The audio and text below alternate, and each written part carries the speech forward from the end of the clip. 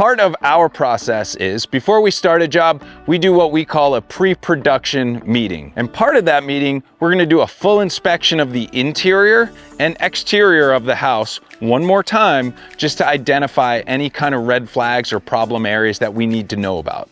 Let's go inside and I'll show you what that looks like. You always gotta wear clean socks because the first thing we do is take off our shoes.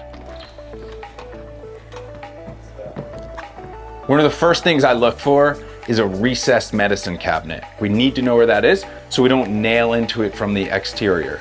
Also, you want to make sure that everybody knows if there's any heating element built into the wall. If there was a hot water radiator built into this wall, I'd want to know about it so we don't nail into that from the exterior, because that is mucho dinero. Me personally, I'm a dog lover. I got 2 big Labradors. A lot of my customers have dogs and a lot of my customers have kids. I also love kids. It's super important for us to understand how our homeowner uses their property, where the dogs go, where the kids like to be, so that when we do stage this project, we have a good idea of where we want to be setting up without infringing too much on a lot of those spaces that customers still need during a project.